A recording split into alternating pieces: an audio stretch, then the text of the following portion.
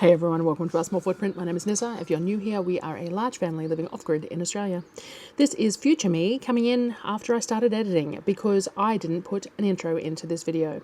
So this video actually travels across the end of 1 week and a whole of another week. The last video ended up being like 2 hours and it didn't quite carry the last couple of days, so I decided to just churn them along, thinking I'd have an intro after that couple of days, but I don't seem to. So welcome to another week in my kitchen, where we do anything and everything that we want and need. That's what they basically come across as. I turn the camera on and I film and get interrupted by roosters and dogs and all sorts of things. And I bring you along with what is basically our everyday life off-grid basically in my kitchen. As summer progresses, there will be gardens and chickens and all that as well. But for the moment, in the cooler weather, what I'm doing is filling my fridges and freezers and pantry shelves with stuff that's going to be simpler to do when it's hot. So where we live, it runs from negative we get as low as about -8 up to about a maximum of 48. And so it gets pretty hot in summer. It gets cold in winter, but only for a few hours. So for us, it's freezing from like 5 to 8 or 4 to 8 is when we get the freezing temperatures, the below zeros. And that's when our water lines freeze up and things like that. But as soon as the sun rises, the temperature rises. So it might be -8 at 6:30 in the morning, 7 o'clock in the morning, and then it will be 19, 20 by midday. That's not uncommon. Celsius, we're talking here. And then in summer, our overnight temperatures generally, up until Christmas, our overnight temperatures are still pretty okay, sort of 15. And then our daytime temperatures get up in the 30s and 40s. But as we hit the peak of heat in like December, January, February, March, our nighttime temperatures can be like 28 and our daytime temperatures can be up to the 48. So it really we have a very varied temperature here. And even though we don't have really distinct winter and summers like places that snow and things like that, our lifestyle changes accordingly. So I haven't gone into that in a while, and I probably need to do another video to do some of that, but I just thought, since I'm coming in late to do this intro, I will give a little bit of background. So that is us. There is 8 of us who live on the property. My mother lives in a demountable building at the back of the property, and then I have 5 kids at home and my husband and me, and this is what we do on a weekly basis, or this is mostly what I do on a weekly basis. The kids come in and out, but I don't require them to be involved in our videos unless they choose to. And my husband is around, but again, not necessarily on video. We are in the process of redoing the kitchen. You can see bits of bare wood all over the place. Once that is done, the hope is to set my camera up in such a way that it can see me as well as the bench when I'm doing stuff, and then I'm going to get a second one that looks just at the bench and improve my editing to a degree. But for the moment, you get what you get, and that's what it is. And we live by it is what it is, and progress, not perfection, in this household. So, and that rooster is a new one. And it is driving me nuts. He was abandoned somewhere and he found his way to our place because we have food. And he decided that he wanted to live in the house yard with the dogs. So he currently lives in the house yard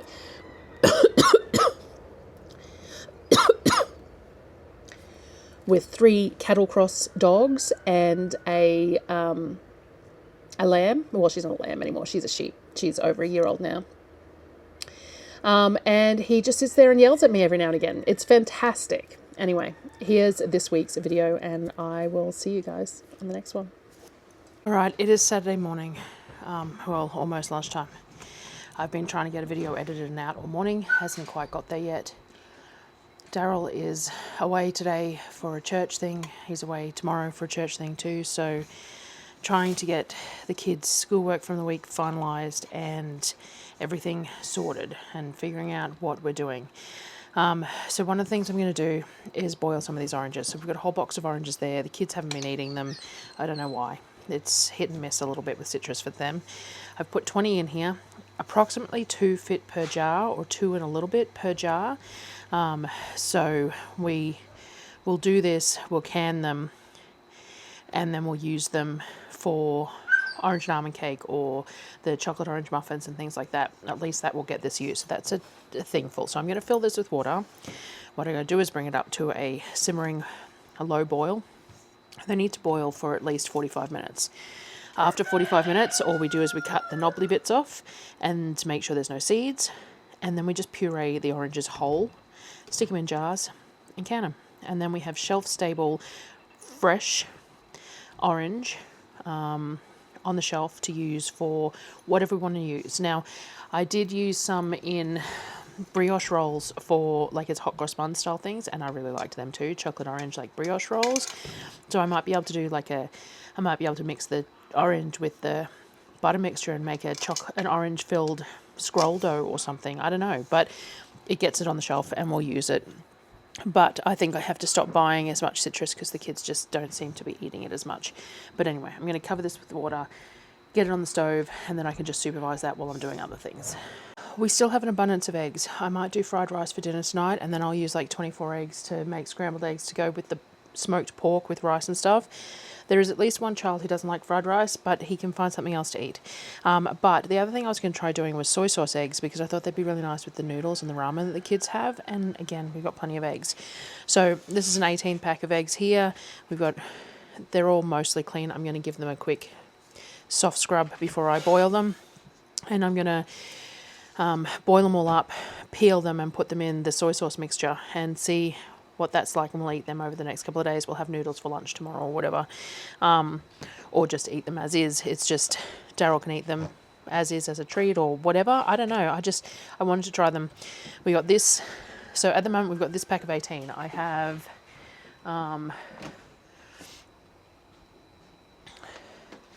4 trays of 16, 2 trays of 12, and another 4 trays of 12. So we have plenty of eggs. So we're getting it sort of 2 dozen a day, so they're all still fairly fresh. This is probably the oldest that I know of. I've been trying to rotate them. So these might be a week old, which should make them the easiest to boil. Now, I have heard that piercing them on the dull end where the air pocket is works for helping to peel them. But I'm not going to try that this time because I just want to get them done. So I'm going to use a soft nylon scourer and just get these clean, and then we'll boil them up. So I've gone super simple. Mind you, I have added honey. I've done soy sauce, honey and water, basically. There's so many variations and so many different ratios of things, so we're going to give this a go. So this is a cup of soy sauce, half a cup of honey, half a cup of water, and I'll put 12 eggs in this one. The other 12 eggs we can just eat for lunch. They're currently boiling, so I just have a timer going for them boiling. And then I've got an ice bath here to put them in to make sure that because I want them nice and jammy. And then I'll peel them and I'll get them in there for tonight or whatever. Right, so I've peeled all the eggs. I'm going to pick the 12 that peeled the best out of all the eggs.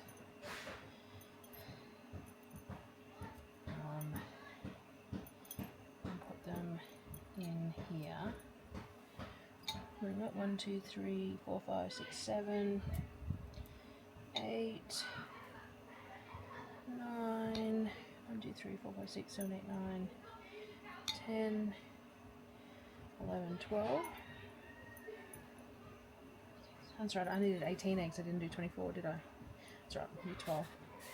And then we're going to pour the soy sauce. Now they're supposed to all be submerged. Just realised my mic wasn't on, so I picked the 12 best peeled ones to put in. Now they're supposed to be submerged. I wonder if they'll sink a little bit as they absorb some of it, but if not, I will go in and I will rotate them or whatever. So there's a dozen in there. I thought I cooked 2 dozen. I didn't. It was only the 18, wasn't it? So there's only 6 left here, but the kids can have those with noodles or whatever for lunch. A bit of pork, whatever they want. And these I'm going to stick in the fridge until at least tonight, but probably tomorrow. Alright, I've cooked some rice, absorption method, nice and light and fluffy. I'm going to let this sit with the lid on for a little bit just to absorb any sort of liquid and steam, and then I'm going to spread it out and stick it in the fridge, and I'll use this to make fried rice for dinner tonight. So easier to do it with cold rice, so that's done. The other thing that was requested was banana bread, so I may as well make some banana bread up. We've got plenty of scrolls left still, mind you, but the banana bread can always go in the freezer if need be. Alright, I think I've got a short somewhere about my banana bread. Old one, but it hasn't changed. I used to make this when everyone was gluten-free and it worked really well. And then I just started using normal flour and it still worked really well. So I like that it's pretty straightforward. Like my notes here say 3 to 4 ripe bananas, but at the size that these are, we're going to do probably 6. How many do we have? 2, 4, 6, 8, 10, 11. 2, 4, 6, 8, 10, 11, 13. So I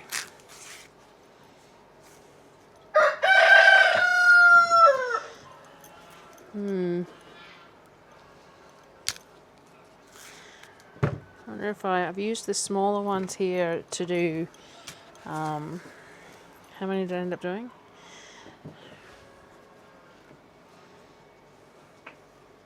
It's 5, I think, but I used the smaller ones. Maybe I could get away with doing 2 more batches with just 2 lots of banana, just so that we can do 3 different loaves. I think that's what I'll do.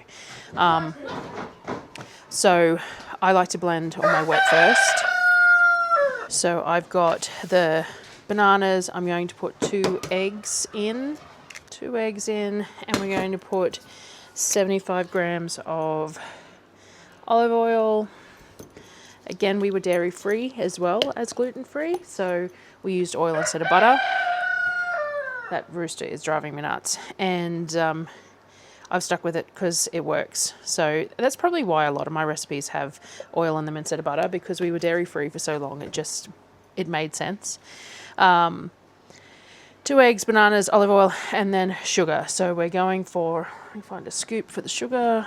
Don't appear to have much in the way of clean measuring cups at the moment, but we're going to do about a cup, which is about 200 grams.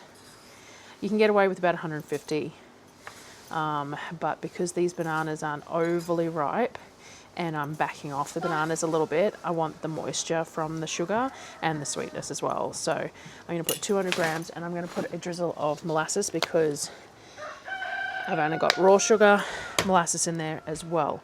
And I'm going to blend that.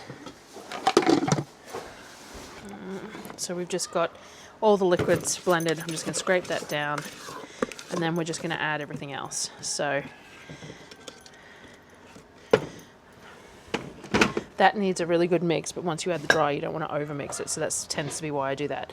So I like to add a teaspoon each of bicarb baking powder.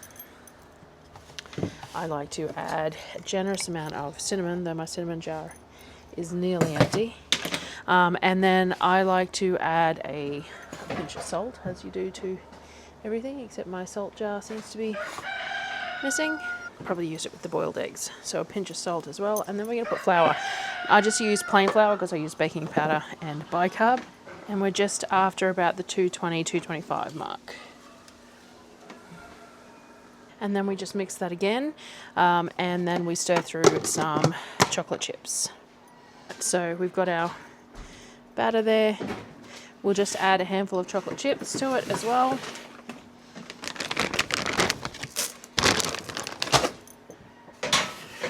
Mix that through, and then pour this into a tin, and then we'll repeat the process 2 more times. Alright, just quickly showing you the banana bread. I'm going to put 2 whole away, but I'm going to cut one of them.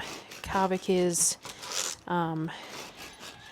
just put them on the bench for the moment, is cracking me eggs for dinner, but just thought I'd show you. That's what the inside of my banana bread looks like. It's always a really nice, moist treat. So we will slice one up that'll go sliced for the kids to pick through, and then I'll probably just leave the other 2 in a container for the moment once they cool down, and we'll see whether we eat them over the next couple of days or if some goes in the freezer. Just opened some of the cafe style rindless middle bacon. It's really thick, so this is probably not something I would use for eating as like bacon and eggs, because I don't really like really thick bacon, but it would be perfect for cooking up. I like those bacon bits. We just ended up with a surplus of cooking bacon this month, which isn't a bad thing. So can you guys take the eggs out, please? Yeah, we're going to. So I'm just going to dice it up really nice and fine, and I'm going to fry this off. Then I diced up some of the smoked pork, so I'll heat that through. We have 2 dozen eggs whisked up here, so we'll make scrambled eggs to go through the rice as well. I'll use a couple of tins of corn, and then we'll add some sesame oil, some sweet soy sauce, and some standard soy sauce. The kids can add some chili oil, and we might have a look at a jammy egg to share. To have a look, one of the soy sauce eggs. Might save them for tomorrow. I'll see how I go. There's always already going to be plenty of egg in the fried rice, so we will see. Alright, so this is my version of fried rice. Now, I fry the rice separate to everything else because we don't really have a pot big enough for the capacity that we need for everyone, and the best option would be to do everything up separately and then just fry off individual portions of fried rice. Would give you the best colour and texture and all the rest of it. It's not going to happen. So I just do it all. I do the eggs and the bacon and the pork in one pan, and then I do the rice in another pan, and then we mix it all up in here, and it doesn't get fried once it's joined, but that's fine. We are happy with it like this, or I am, and I am the one cooking it, so that's what we do. So the kids can add some chili oil to it if they want as well, but that's basically all we do, and that is a nice easy meal that has plenty of leftovers. Alright, it's Sunday morning. Those who go to church have gone to church. I didn't end up pureeing the oranges last night. I really should have, but I didn't. So they've sat in liquid for the night, which is fine. It just means there might be a bit more liquid in them. I don't know. I decided that I didn't want to strain them or do it. So anyway, cutting them in quarters, checking for seeds. I think these are navels, so I don't think they've got much in the way of seeds anyway. And I'm going to just cut knobbly bits off each end. And then if there's any significantly scarred flesh, I'll take that off as well. But otherwise, we're just quartering them, throwing them in the Thermomix. We're going to puree them, and then I'm going to put them in jars. So I need to go and grab some jars too. But just like this. So we'll try 3 at a time and see what it does.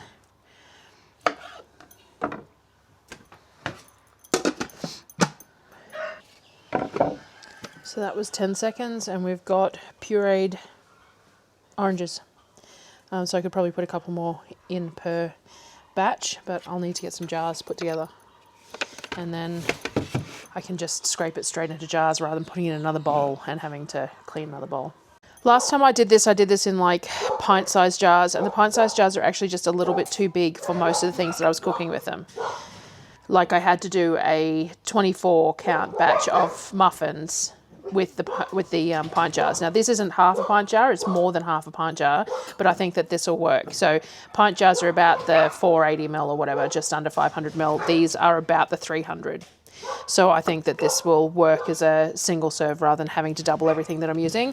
The orange and almond cake that I make generally has 2 oranges in it. So I should have pureed 2 just out of curiosity to see what fits, but I didn't. I'm just going to push it all in. Last time I didn't add any liquid. The top of it does oxidize a little bit, but I'm using it in cooking, so it doesn't really matter. Like it's being mixed with chocolate most of the time. So all I'm going to do is fill the jars. Once I've moved this stuff out, I might try pureeing 2 out of curiosity to see if 2 pretty much fits in these jars, because that would be nice to know. All oranges are obviously slightly different sizing though, so it's just going to make sure to debubble it well because it's quite thick.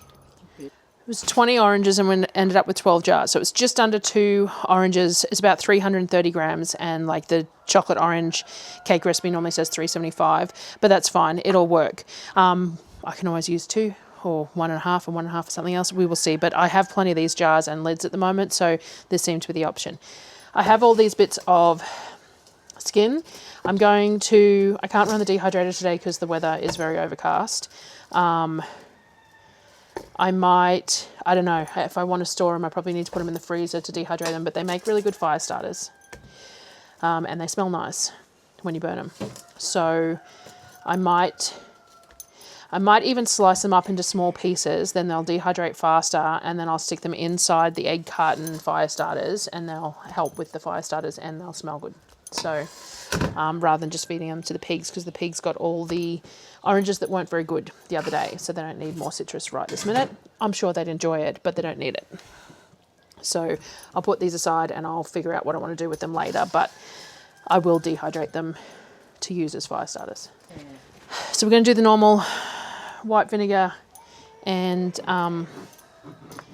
paper towel, and we're just going to clean the rims really well. Lug lids, so we want the tops as well as the sides cleaned, getting any little bits of orange that I managed to spill off so it doesn't interfere with the seal.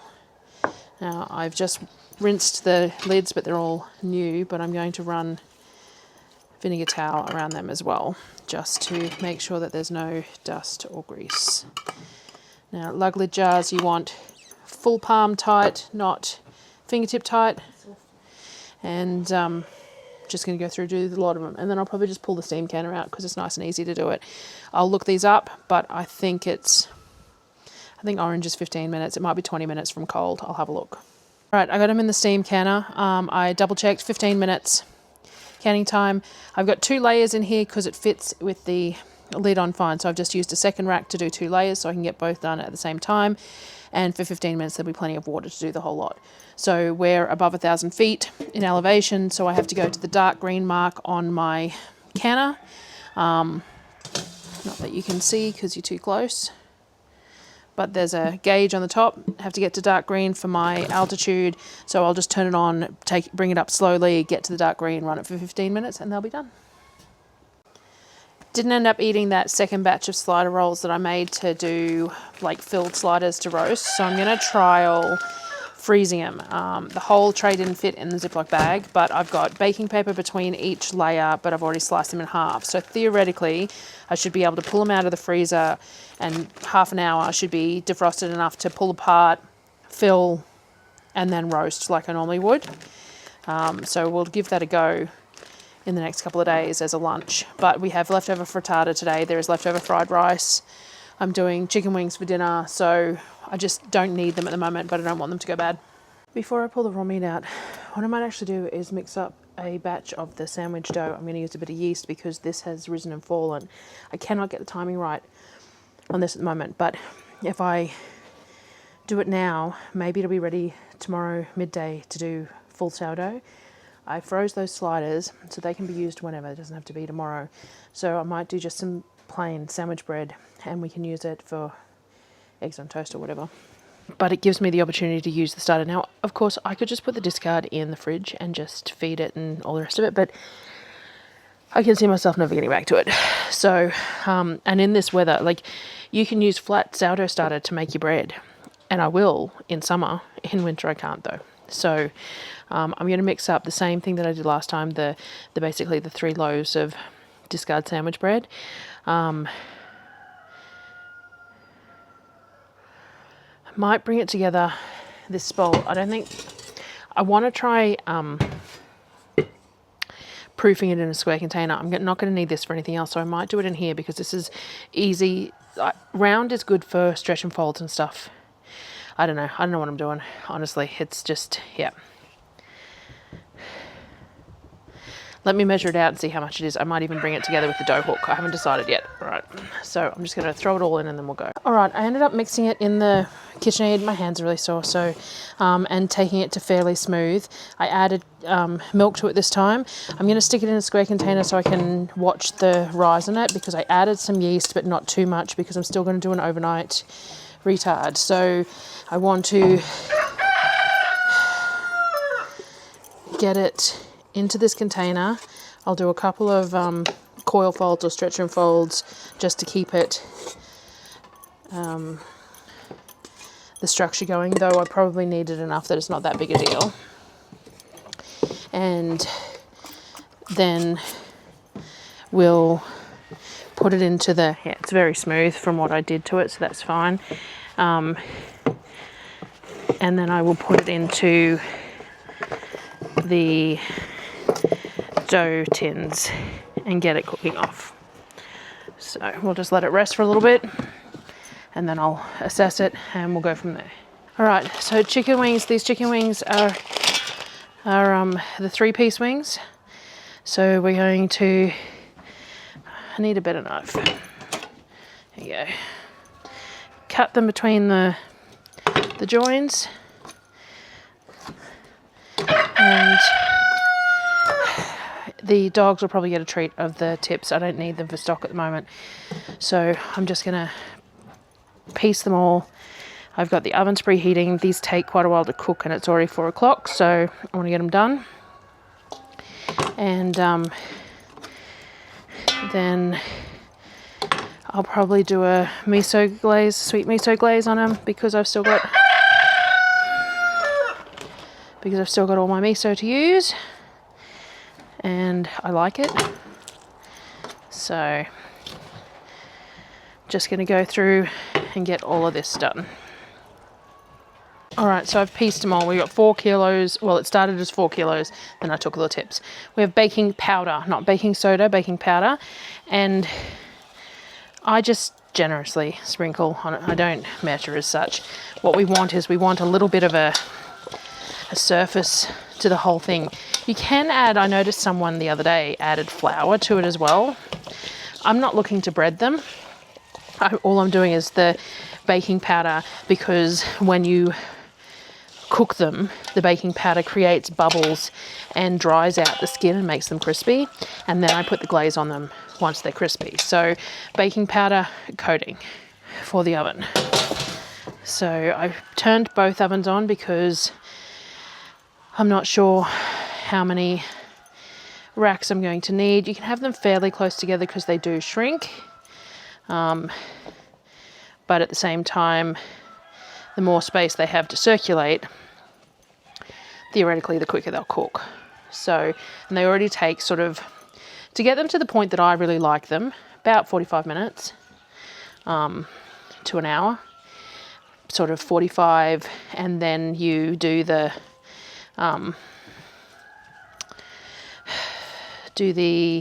glaze and put them back in for a bit. So I'm going to do them close but not too close, and then they'll get thrown in the oven. So I'm going to do probably 3 trays, I'd say, 2 in one in the other, and I'll have to rotate them top to bottom to get them evenly cooked. I'll cook them at like 200 for about the 45 minutes, and then I'll bring you back when I'm doing the glaze up. To change my mind, I put them on 2 trays because there wasn't quite enough to really make it worthwhile running 2 ovens worth of gas. So we'll just do it on 2 and we'll just rotate as needed. Let's make our glaze. Now I always just throw it together. I still haven't put my miso in jars. I'm lucky it's winter. I'm going to do 2 big tablespoons of miso. I'm going to do some soy sauce. If I can find it, sort of 4 tablespoons maybe, and we'll see. I'm going to use maple syrup, which isn't a classic Asian sort of a sweetener. Normally you'd use honey or something, or mirin or something, but I really like maple syrup in this, so that's what I'm going to use. I need to grab some garlic, and I normally put a little bit of sesame oil in it, and sometimes I add a splash of Nando's hot sauce too. Totally authentic, hey. All right, so we're just gonna add a scoop of garlic, and then, as I said, very untraditional, but a splash of Nando's peri peri sauce. And that is our glaze. So then we're going to grab the chicken out, and we're just going to generously glaze all these crispy wings. We'll repeat the process with the other tray.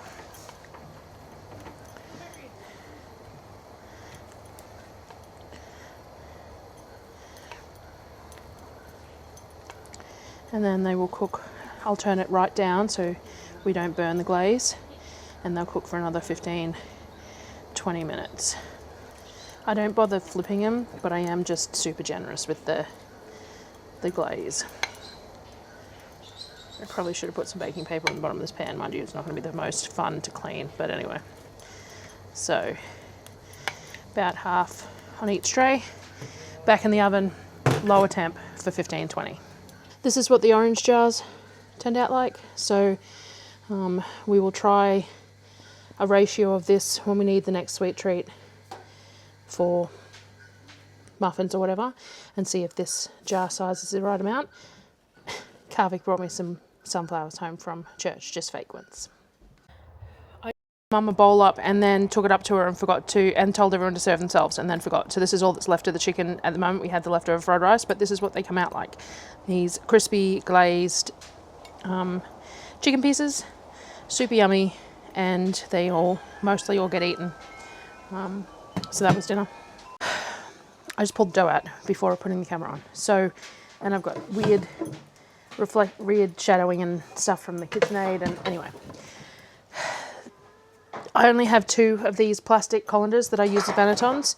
I bought them because they were cheap. I can probably get myself a 3rd one of those, but I might look at getting some bannetons if I'm going to do the loaf tins regularly, because the oven seems to work for that. So each of these loaves should be around about 900. So we've got around about 900 for each one. And all I'm going to do is really, really simple folds. I'm going to put it in 3, then I'm going to roll it like that, pinch the ends up, pinch the joins up just like that. Do you know what? I might even do another clam fold instead. Just do it like that. It'll spread in the banneton overnight. Just do it like that. And the 3rd one I'm just going to put in a tin with a liner and see what it does, because I just don't have a whole lot of choice. So let's just spread this out, and then we'll do a stitch like that, roll it, and tuck the ends. This dough is fairly unsticky, but it feels moist enough. I don't know, we'll see how it goes. So we're just going to do that. Sprinkle the semolina on the top so the cloth doesn't stick, and then these will go in the fridge overnight, and I will bake them up tomorrow and we'll see what they do. Alright, so it's a wet and chilly morning. You can see I've got a leak that happens right at the middle of this bench here that I'm got a thing on, but I had the bread to bake, so I've done that. Now this, I could only find 5 tins, so these 2 had lids on it, these ones didn't. I did some footage, so all I did was I pulled them out of the fridge, I then scored them and placed them in the tins, and then put lids on the ones that I had lids for and not on the one that I didn't, and then placed it in the oven. We do about 45 minutes at about 220 with the lid on, and then about sort of 25 to 30 minutes with the lid off, and this is what we get. Now these were slightly yeasted. I fed my starter purposely so I could make some fresh pure sourdough, so I'm going to do that shortly, because look at that, that is fantastic and perfectly at peak. So I will mix some up. I'll have to use the heat box because it's chilly, but I'll mix that up and get that going today, and then that way I can bake that. It can go in the fridge and I can bake that either tomorrow or the next day or whenever. I need to order some more of these tins too. I thought I had 6. I was pretty positive I had 6, but we can only find 5. So I'm going to order a few more because I could fit more loaves if I really wanted to. And I do like the whole making some sandwiches in advance thing when we've got the sandwich loaves. So these sandwich loaves are nice. They're soft on the bottom, a little bit crispy on top. The score, I used the new fridges, the ones that have come from Mum's, and they seem to chill far heavier than using the chest fridge. So they were a bit firmer, which made scoring them a little bit easier, handling them and scoring them a little bit easier. So that's a good thing. But we will see. They haven't oven sprung, like there's no ear as such on them, but you can see all the texture that was inside. So we'll just see what they look like when they cut open. I'm going to let them cool for about half an hour.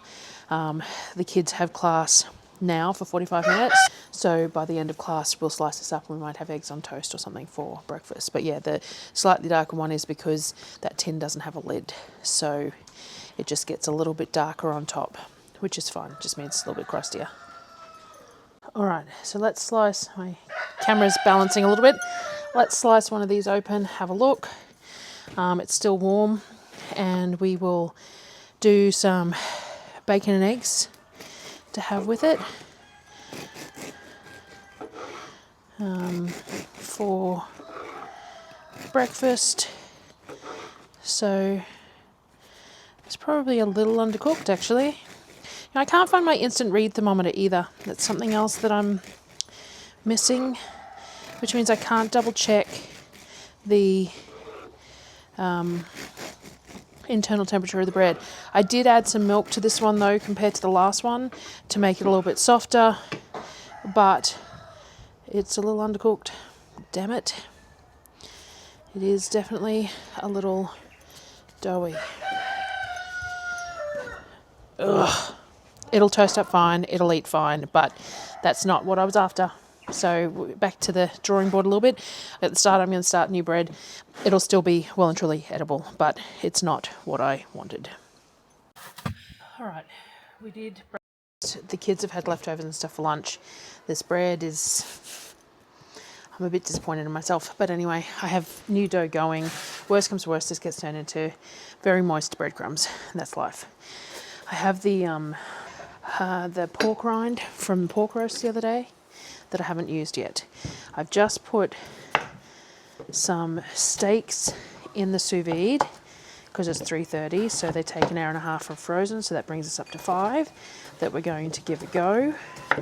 I probably will do some bolognese for the kids. We'll mix some bolognese up with some cheese and they can have it over these roasted potatoes.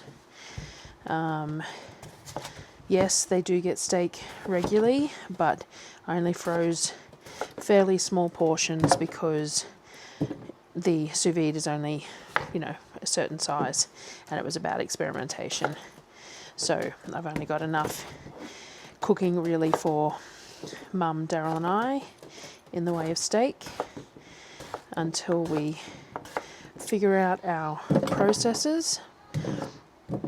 So all I'm going to do is chop up the potato into fairly small pieces because, again, we want to aim for an hour and a half, and we don't want the temperature too high to begin with because we want to render the fat out of the rind. So the bag that these potatoes came in is black. I think I'm going to keep it for use because it's kept these potatoes really well. I definitely need to figure out potato storage, something with, some sort of blackout type thing on it, because that definitely helps. We don't have a problem with our potatoes being slightly green. Cut out any significantly green bits, but they have to be really green to actually affect most people. Some people are sensitive to it. We aren't. So I'm not overly concerned about a bit of greening on my potatoes. I do have people comment sometimes in the comments about, don't eat those, your potatoes are green. It really depends on the individual as to how tolerant you are of greening of potatoes. So, but these have stayed. There is no greening on these at all, which is nice. I think sometimes they look greener on video than they are too. So we've got a full tray of these, and then we've got our pork rinds. So what I'm going to do is grab the fattiest bits, cut them into strips, and we're going to place them over the top of the potatoes like this. Let's find the ones with the most fat on it. Dogs can have a treat of some of the excess that won't fit on the tray, because I still have 2 pork roasts as well in the freezer. One was intended for gyoza, but that's sort of an all-day thing, so I just haven't got there yet. And I'm not sure what I'm doing with the other one yet, but sausage rolls maybe. The dates on them are still quite long, so I can leave them for the moment and do it after work this week or something, like Friday or the weekend. I think I'm going to Toowoomba on Friday because Sonnet has completed some extra schoolwork that we needed her to do, and her reward is to go to Spotlight in Toowoomba and buy herself some more yarn. So that is the plan. But yeah. So it looks like my sous vide just hit temperature, and it's 3:30, so that works out really well. Means that 5 o'clock it will be ready to come out and be seared. I bought 2 of the rib fillet pieces and 1 of the chuck, so that we can do them all at the same cooking style and see how it goes, because that was the plan as well. I may even, for over the weekend, I was going to pull out, I've got a small roast, and apparently roast beef sous vide is really nice, but it takes like 8 hours. So I've got a small one there that I might pull out maybe Thursday to be defrosted by Saturday to try in the sous vide. The weather is not supposed to be, like, it rained today, but it's not supposed to rain again, so we should be right for solar purposes. I'm going to spray this with a little bit of oil and sprinkle it with salt and get it in. We'll bump the oven to about 220 for about 15 minutes, and then we'll bring it back down to about the 180, so these potatoes cook in all that rendered fat and are nice and tender after about the 90 minutes. Alright, so I've got cast iron pan heating up. It's been heating for a while now. This is what the beef is looking like. So it was 90 minutes from frozen at 54. So we're going to get these 3 pieces out. We're going to pat them dry. We're going to put a little bit of oil, salt and pepper on them. Fry them. God, it looks so appealing, doesn't it?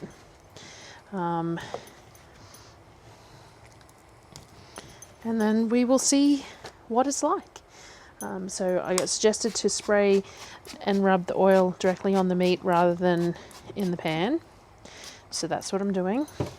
Then we've got some salt.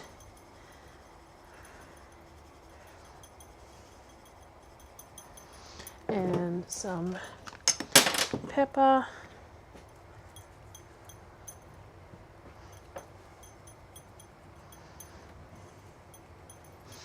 And then we're going to flip it, flip it, flip it.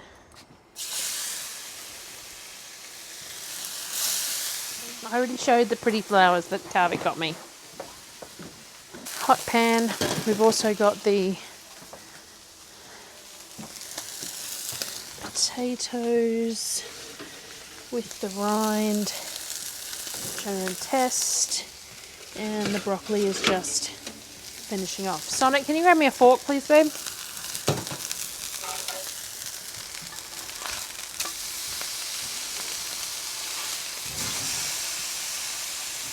So this is going to be interesting. Let's have a look at, let's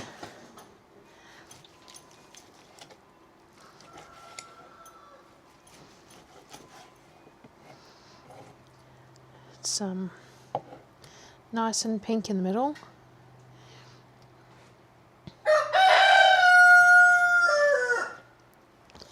I don't know, not as tender as I expected, I don't think.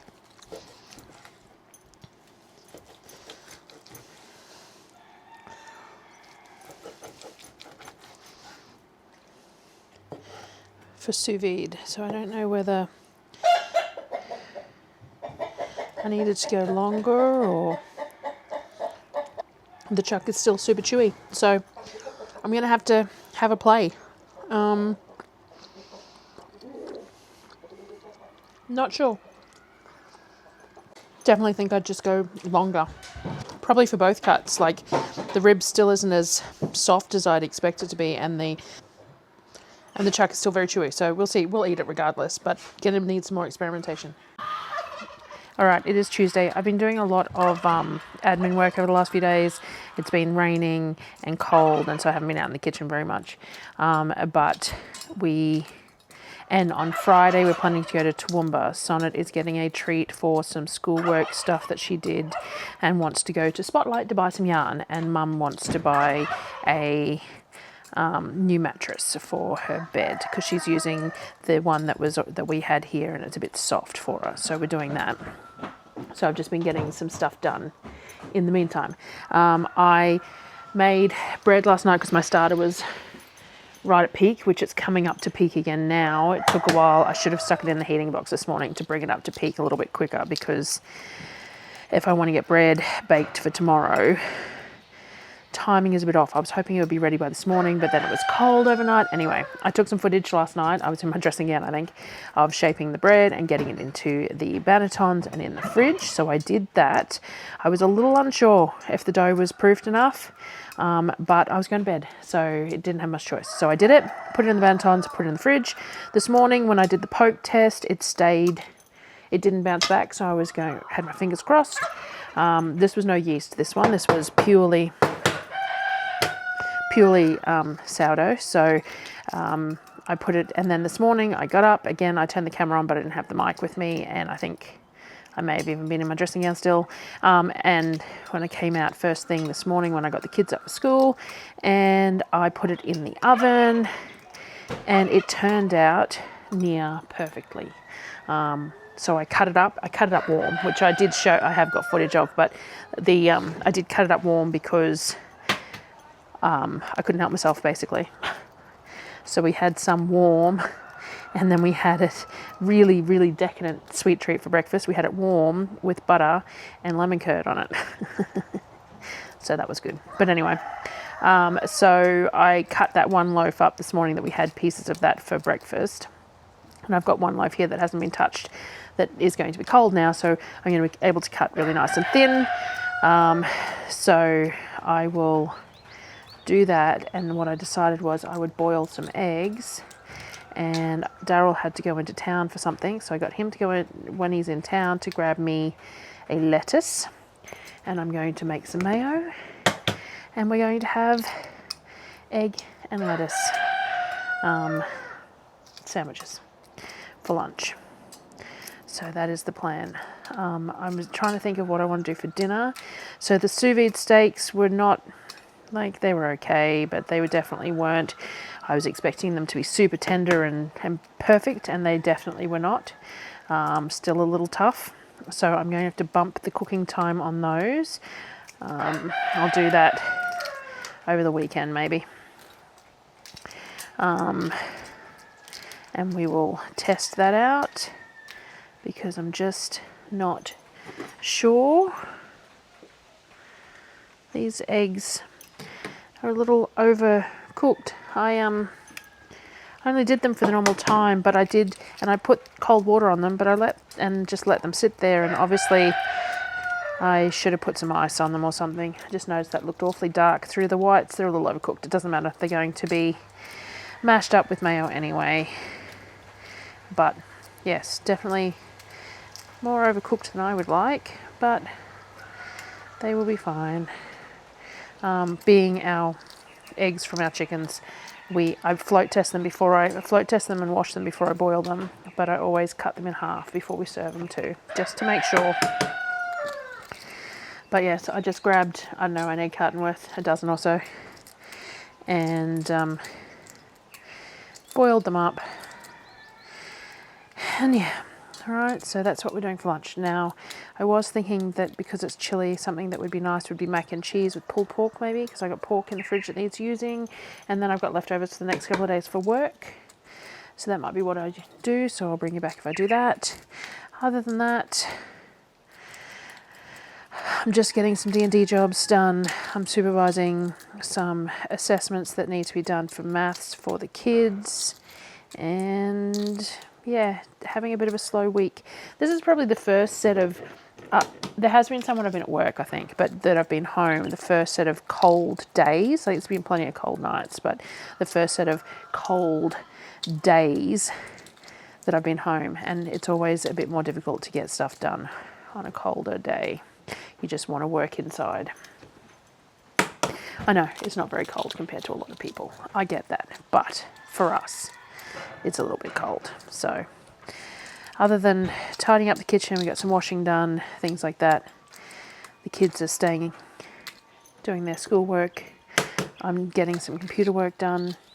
But yeah. And the rooster is still in the yard, if you can't tell. Don't know how you could miss it, but anyway. So yeah, I'll be back later. Right, it is 10 to 3. And I haven't come back out here after we had our egg and lettuce sandwiches. I am going to do pulled pork mac and cheese for dinner. So I need to put the pork in the pressure cooker.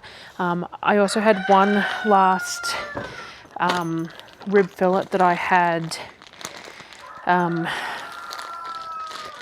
saved for, like, I'd vacuum sealed 3 pieces up, because originally the intent was that like Mum, Darryl and I would all have a rib fillet at some point or whatever.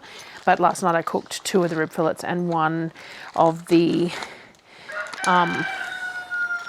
chucks instead of 3 of the, I'm going to make a mess here, 3 of the rib fillets. So I had 1 left, so I'm going to put it on, because Darryl obviously won't eat the pasta. So, oh man, it's been a long day. Sonnet is doing algebra at school at the moment in maths, so I am the maths person in the household. So I assist with all maths related learning, and there's a lot of questions where I can tell her what the answer is, but I can't remember how you're supposed to write it out to get that answer. So I'm having to Google to make sure that she's doing it the way that's going to get her the correct marks. Anyway, I don't even know what I was saying. So I'm going to try one of the rib fillets for 2 hours and see how that goes. And Darryl can have that because he's not eating pasta, obviously. He will eat pulled pork, and he will eat the leftovers of pulled pork for days. But yes, for the moment. Now, I did buy gyoza wrappers with the intent to make some gyoza this month as well, because I've run out in the freezer, and I do have 1 more of these pork. They still have over a week on their dates on them, so that's fine. Now, so the other one can be turned into that. Now, the only thing is that once I've opened this, like, because it was vacuum sealed, this one now only has a couple of days on it. So I need to use, I don't really want to cook the whole lot as a pulled pork, because that's a little bit more than we need. Though it can be frozen once cooked, I suppose. And used with another batch of mac and cheese or something later in the month, or on pizza, or maybe I will, because we could have pizza Friday night. I'm going shopping for the day with Sonnet and Mum, but I could make the dough the day before, the night before or whatever, and put it in the fridge to be used Friday night, and we could have pulled pork on pizza. I don't know. Let's see how much fits. But all I'm going to do is, I'm going to take the rind off this one. Take the rind off, cut it into some chunks. I'm going to use the pork rub that I use for when I smoke it. I'm going to sprinkle it and coat the pieces. And then I've got a jar of chicken stock, and I will use that. I do not do barbecue sauce in the pressure cooking because Darryl doesn't really like pulled pork with barbecue. So what I tend to do is, as I'm pulling it out, depending on what I'm using it for, so like with the mac and cheese tonight, once it's cooked, I'll pull some out and shred it with some of the apple butter barbecue to have with the mac and cheese. But he's not a fan of it. It's a little rich for him with the barbecue. So I won't do barbecue sauce in the pressure cooker. I will just add stock and a little bit of apple cider vinegar for some acidity, and then just the pork rub seasonings, which have a hint of barbecue anyway. Oh, this is hurting my hands.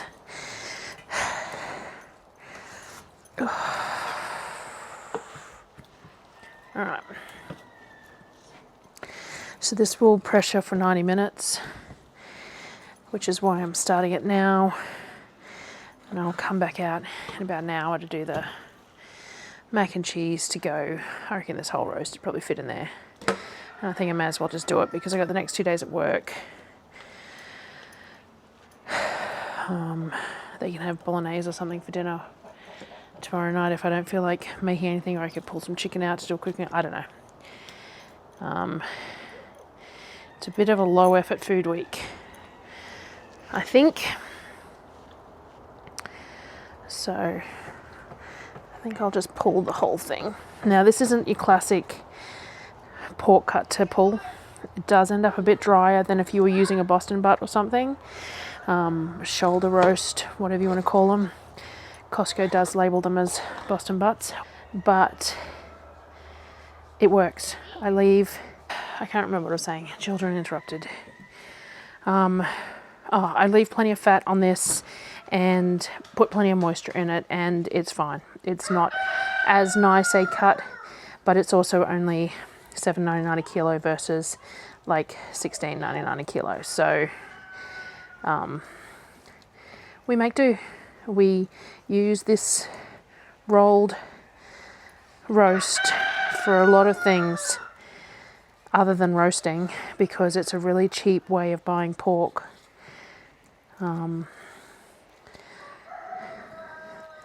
To do whatever we want to do with it. So it's just been something we've always done because I didn't have any money. So, you know, when you don't have money, you make things stretch. And then if you want to not get to the point where you've got no money again, even if you've got more money, you spend a little bit extra on some things. You know, once you're earning a bit more money, you have a few more luxury items, and that's lovely. But if you continue to be somewhat frugal, oh man, this one's really just, it's a weird shape. The knife probably needs a sharpen too. If you continue to be frugal minded, even when you've got a bit more money, that's how you manage to keep your money. So that's how I look at it anyway. So even though we've got more money than we did, I still live a very similar lifestyle, other than I do buy the kids and myself and Darryl a few more treats that I never could have afforded, like our chips and things like that. But that's what I've worked hard to be able to get to a point of doing. And so long as I keep doing what I'm doing, I'll still be able to do it. Anyway, ramble. All this is going in, pork rub, chicken stock, 90 minutes. I'll bring you back later. All right, I'm going to make my cheese sauce super simple in the Thermomix. I'm just melting some butter And I'm going to add some flour and cook that off. Add milk and a bit of mustard and some salt and pepper, things like that. And then I'm just going to add my grated cheese. I've got a pot on the stove for boiling the pasta. Then I'm going to throw it all in a thing. I might end up using these off-cut. They didn't get put away after lunch today. And whilst they'd still be fine for toast, I may as well just use these as the breadcrumbs for the topping maybe. Or the bread from yesterday that didn't go so well. I don't know. We'll figure that out. So my butter is melted. I'm going to add some flour. And just cook that off a little bit. You don't have to. But the taste of cooked flour in a roux is normally nicer. It's not necessary, but it is a little bit more pleasant. Just the taste of the white sauce is a little bit more pleasant. So we'll just run that for a little bit, then we'll add our milk and seasonings and stuff to it, and yeah, I'll bring you back. Alright, so this is the al dente pasta with the cheese sauce. I always make sure to add plenty of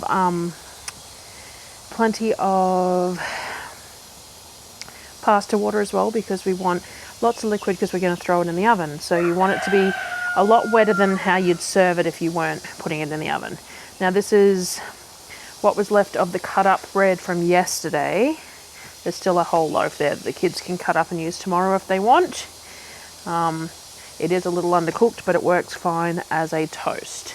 And these breadcrumbs are seasoned with a little bit of olive oil, some paprika, salt and pepper, and a tiny pinch of sugar so that it browns up nicely and crisps up. There's enough there for another batch, so I'll put that in the freezer.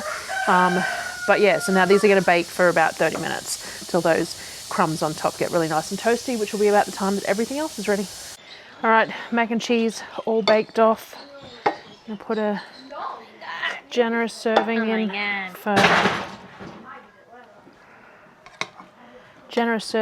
for Mum. She can have leftovers tomorrow if she wants. I need to put some in a round container for me for lunch tomorrow too.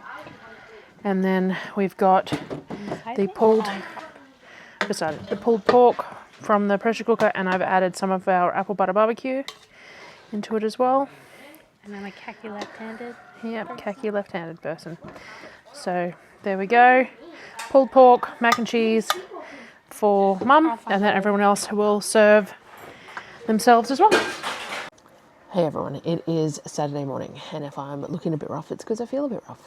I had a late night last night. We went to Toowoomba yesterday and spent all day in Toowoomba doing a bunch of different things. On Thursday night, the glass on the fireplace got broken. And so we took it in first thing Friday morning to a guy who does refurb stuff in Toowoomba, except that the model of fireplace, it would cost just as much to do refurb work, like piecing it together, than it is to buy the parts, because Downs Heating sells the parts still.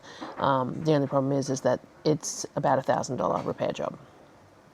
And I don't know whether we want to spend $1,000 on a fireplace that we bought secondhand 9 years ago, whether that's a viable option or whether we need to buy a new one, or I'm not sure. So that was a large part of yesterday, was looking at the fireplaces that Bunnings had, going to the guy to see what he said about the refurb and things like that, taking Sonnet for her reward to Spotlight to buy yarn, as well as Mum needed to buy a new bed.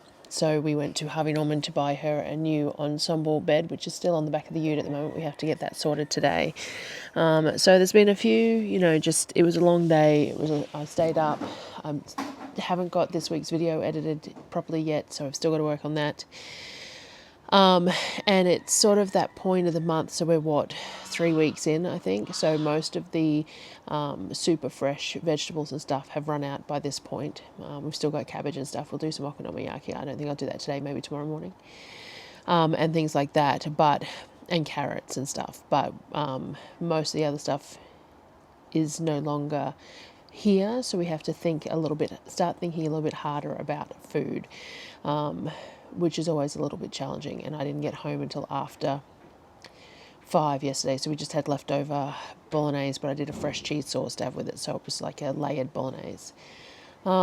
Today though, I did, before I started work on Wednesday, put my starter at peak in the fridge.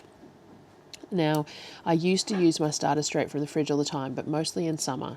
But I'm going to give it a go. It is warming up today, and I do have my proofing box. So I think I'm just going to mix up a double loaf of standard sourdough sandwich bread, so that we have that to cook tomorrow. And then I might do some brioche rolls or something, or I was trying to think what I wanted to do for dinner tonight. Burgers might be nice, though I was looking at doing pizza with some of that pulled pork. So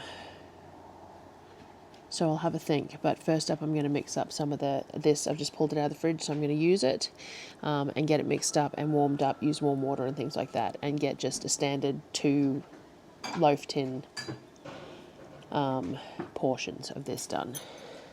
Alright, I did my double batch of hamburger dough, but I stuffed up while I was doing it because I ran out of warm water and warmed some more up, and I'd like teared it and then forgot what I teared it, and anyway I had to sort of guess about how much liquid, and then I had to add more flour because there was, anyway.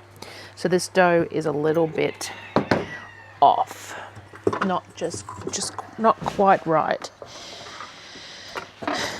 I will, however, make it work. So I did flour the surface so that we can do the normal and bring this very wet, loose dough in like this. And then I'm trying to decide, it's a very lovely sort of a texture. I could possibly get away with pushing it out a little bit and making like ciabatta style square rolls instead of like proper hamburger rolls.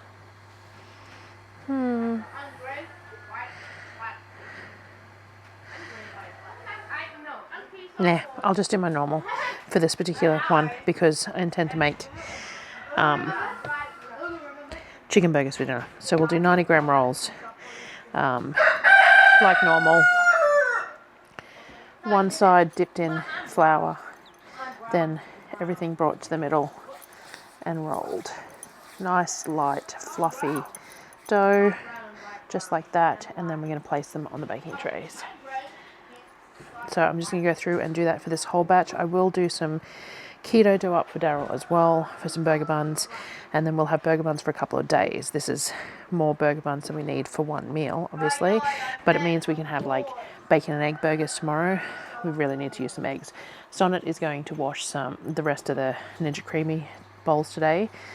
She was supposed to do it the other day, didn't end up getting it done, but we're going to do it today and make up as much ice cream as I can to fill those bowls to use up some eggs, because we have around about like 200 eggs at the moment. So I'll get this done and then I will bring you back. I did the 24 rolls, and so I decided to do some of the flat style breads too. So I've got about 100 grams and I've flattened it out into a rectangle, and then I oiled it and you fold it in half like that, and then you place it on the baking tray, let it proof and cook it like that, and then the oiled part opens up nice and easy. This is what the buns look like when they're proofed. So I'm going to just egg wash and sesame seed them. The flat ones, same thing. I think I might just egg wash and sesame seed them as well because I like sesame seeds toasted on my buns. I did make the keto rolls. I'm still playing with the ratios on it to try and get the shape correct when it's cooked, because if you make the dough too tight, they end up in these really high rolls, and I'd prefer them a bit flatter like I like my hamburger rolls. Now, Darryl doesn't really care, so I could just keep making them the first way, but I decided to play with it anyway. That's not Well, you don't care if they're the same way. It's not like I don't care. Like Yeah. I love trying different things. But So I let them proof. They're really fluffy, really wet though. So I've smoothed the top with wet hands, but it's not super neat. But I'm hoping that they'll do what needs to do. We'll see. Darryl tends to eat them regardless, even if they're a little bit less than optimal.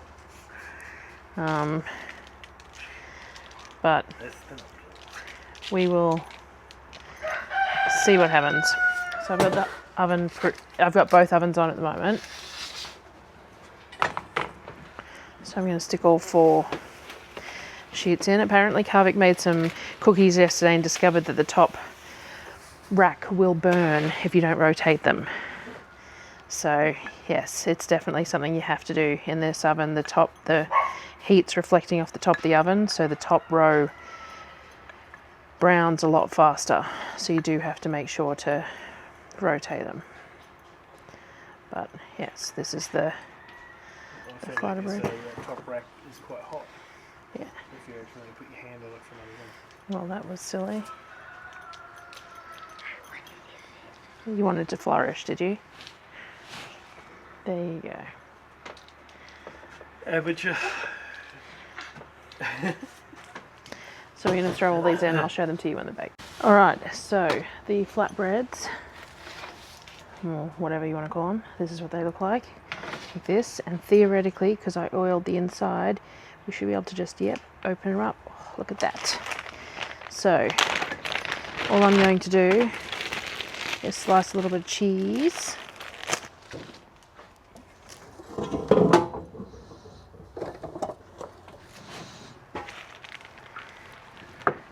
Shave it nice and thin so it melts.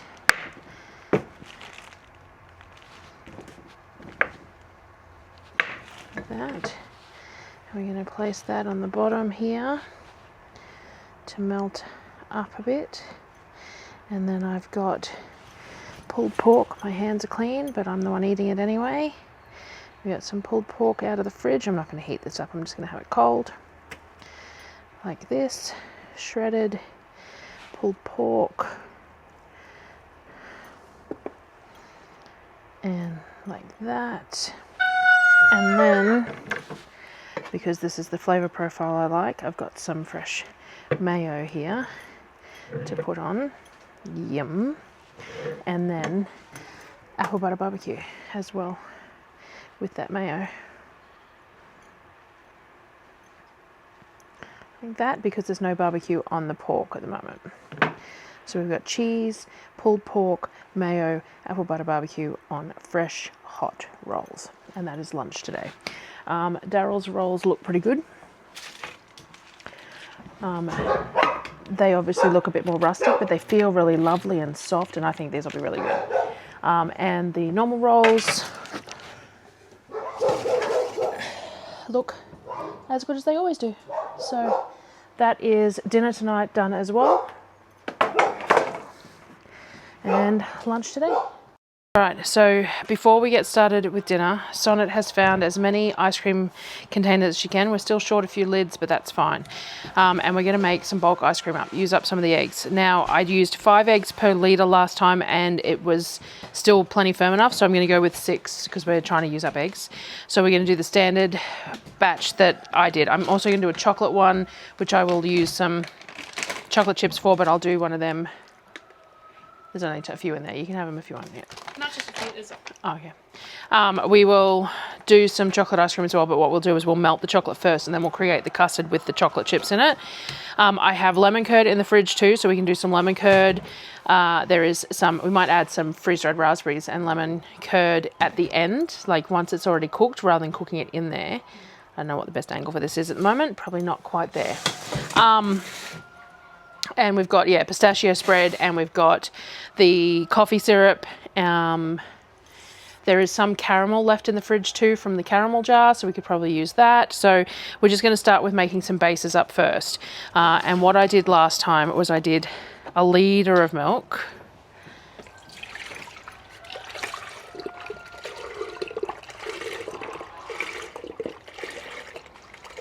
And we're just using UHT milk because it's nice and easy and cheap. And then 6 eggs. So I need to grab, can you grab a bowl to crack the eggs into, please? And we'll add 6 eggs.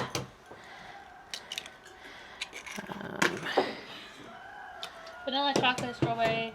What the freak is that?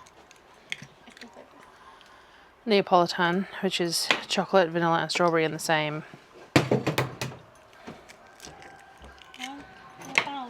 Need any help? Oh, chocolate chips. They're not open yet. No. Chocolate, cookie and cream, vanilla, strawberry, chocolate chip, cookie dough.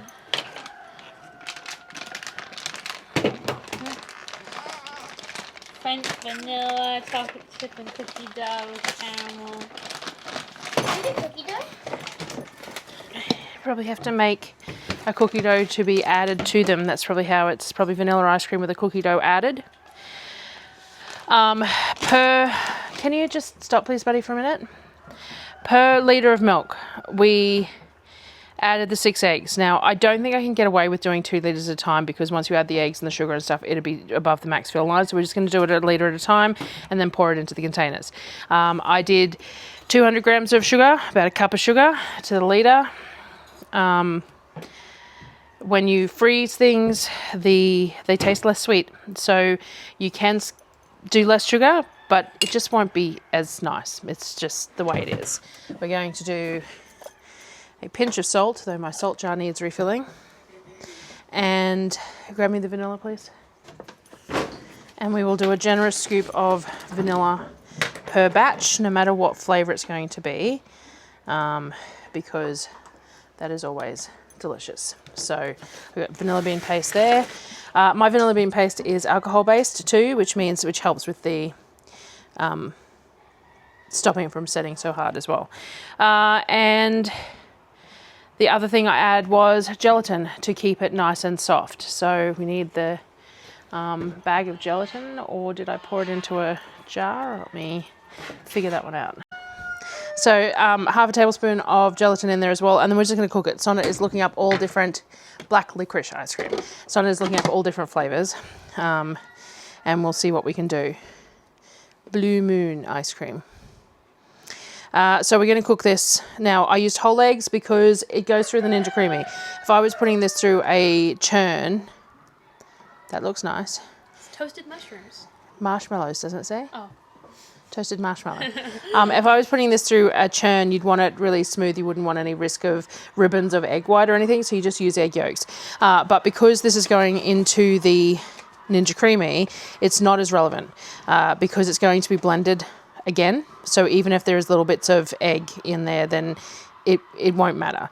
So we're going to do it at 90 degrees on speed 3 for about 9 minutes per batch. It doesn't have to be super thick, again, because it's going to be used in the creamy. So the method of making the custard ice cream for the Ninja Creamy is a lot different than making it for a churn. Red velvet cheese. All right, so we have our tower of ice creams that we've used all the eggs up. Well, There's used a bunch of eggs. 17, I think. There's 17. So we have some chocolate, we have some mint, we have vanilla. So there's a couple of mints, a couple of chocolates, a couple of vanillas. There's a peach butter one. There is a blueberry cherry one. There's some pistachio. There's some chocolate pistachio, some coffee caramel, some blueberry cream cheese, and some cinnamon cream cheese. I think that's about it. But yeah, so we ended up with 3, 6, 9, 12, 13, 14, 15, 16, 17. Yep, 17 of them. So that was, I think, 6 litres of milk that we used, which means that there was 36 eggs. There was 4 left in the thing, and you got Kavik to get you 1 more. No, I think I used 2 more out of there. Or was this full when I pulled this? It was full. So I used 3 more. 3? So I used 7 litres of milk. So theoretically, I used 42 eggs. So that's a good whack of eggs being used. But then you just want to go. And for dinner today, we're having the chicken burgers. So I've got to get a few more eggs in a bowl, flour, crumbs. We'll get them sorted. We'll get some oil heating, and we'll fry these off. And we've got the buns that I already cooked today. There is some lettuce left in the fridge, I think, and I'll make some fresh mayo. Pretty pretty eggs. Don't drop them. Enough. So we'll crack a few eggs into a bowl and flour, breadcrumbs. We'll get this sorted. These are they're frozen without pre-breading. So all I do is I dip them in some flour, some eggs, some crumbs. No. And then we'll fry them off. While we were researching ice cream flavors, Kavik found a meme. I don't know if it'll show here or if I'll have to screenshot it. But there's a meme here, choose your top 3 favorite ice cream flavors. And he would like to know if anyone wants to answer. He would like to see that. I tend to slice up bits and pieces for the kids to make their own, but I just want to show you, this is what the inside of the low carb rolls, they're perfect. They're exactly what I was after. So they're flatter, but they've got this really nice, airy, almost like sourdoughy texture on the inside. It's perfect. And then this is what the chicken patties fry up like. So we'll just put patties and lettuce and tomato, cheese, mayo. The kids can make their own, and there'll be leftovers for tomorrow. Sourdough that I made, I completely forgot about. It's probably overproofed for the temperature of the dough, but this is what we're going to do. Yes, mate.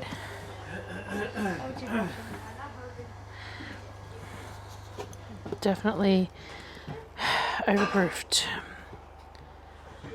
I'm gonna split it in half, maybe. Definitely should have done this, but all that ice cream and then all the buns, I didn't get a chance. So we're just going to stitch it, and we'll put it in the banisters in the fridge, and yeah, I don't think this is going to bake up very well.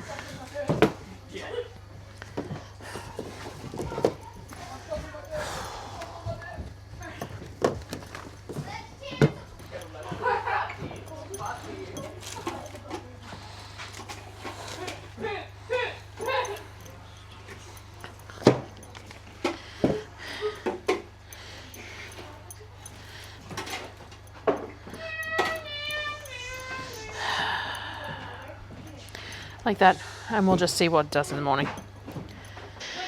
It's noisy here this afternoon. It is, what is it? Sunday afternoon. We had bacon and eggs on leftover rolls for breakfast this morning, and Mum came down and visited. I didn't film anything, but this was the bread that I baked and pulled out. I think I took some footage of scoring it and stuff. It was a little overproofed.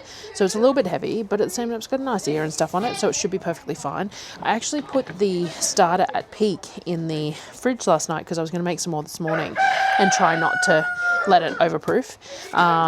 And I forgot, so it's still in the fridge at peak though. But anyway, it's now 3 o'clock, so we're getting ready to start sorting stuff out for dinner. So I've pulled one of the whole chickens out of the freezer, so it's frozen. Ugh, my knife is really not doing the thing. So we've got a whole chicken that's frozen. It's a nice big one. We've got that fresh bread. So what I'm going to do, and we've still got some broccoli, and I think even some zucchini that's okay.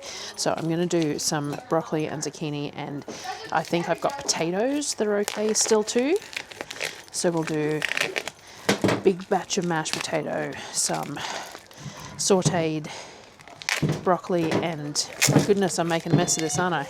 Sauteed broccoli and, oh man, zucchini, and we will put this chicken in the pressure cooker. So it will take, I really should have